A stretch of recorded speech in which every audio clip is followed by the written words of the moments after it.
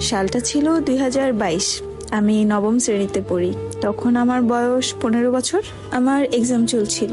তখন এক্সাম দিয়ে বাসায় আসি, আর দিনটা ছিল মঙ্গলবার। বাড়িতে ঢুকতেই মা বলল, তোর ছোট খালার শ্বশুর মারা গেছে, চল যেয়ে দেখে আসি। কিন্তু আমি প্রথমে রাজি হইনি।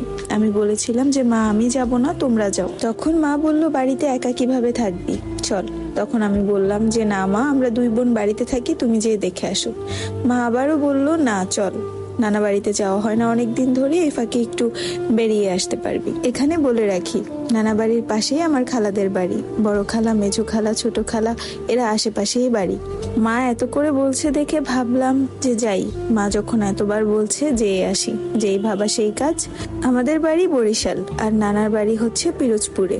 তারপর দুপুর 2টা বাজে রওনা দিলাম সবাই মিলে। তারপর আমার খালাতো ভাই আসে আমাদেরকে এগিয়ে নিয়ে যেতে, মেজো খালার ছেলে। কিন্তু উনি ছোট খালার বাড়ির দিকে না যেয়ে যাচ্ছিল মেজো খালার বাড়িতে। অবাক হয়ে আমি মাকে জিজ্ঞেস করলাম, মা, আমরা ছোট আন্টির বাড়িতে যাব না, মেজো খালার বাড়িতে কেন যাচ্ছি? আমি আমার ছোট খালাকে আন্টি বলেই ডাকি। তখন পর্যন্ত বুঝতে পারছিলাম না যে আমার জীবনটা শেষ করে দেওয়ার জন্য সবাই মিলে আমাকে এখানে নিয়ে এসেছে। যাই হোক, তারপরে মেজো খালার বাড়িতে যাই। যে সবাইকে দেখে মোটামুটি ভালোই লাগলো, খালাতো ভাই বোন সবাইকে। সেখানে বড় খালাও ছিল। প্রথমে ঢুকেই আমি ফ্রেশ হতে চলে গেলাম।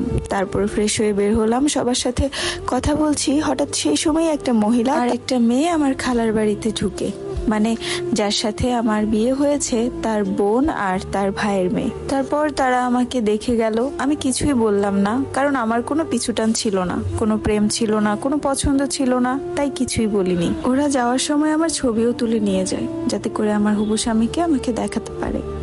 আমার স্বামীর পছন্দ ছিল লম্বা মেয়ে। আমি মোটামুটি ভালোই লম্বা, তাই তাদের পছন্দ হয়ে গেল। আমি তখনও বুঝতে পারছিলাম না যে আসলে আমার সাথে হচ্ছেটা কি। তারপর আমার বাবা মা আমাকে নিয়ে চলে যায় ছোট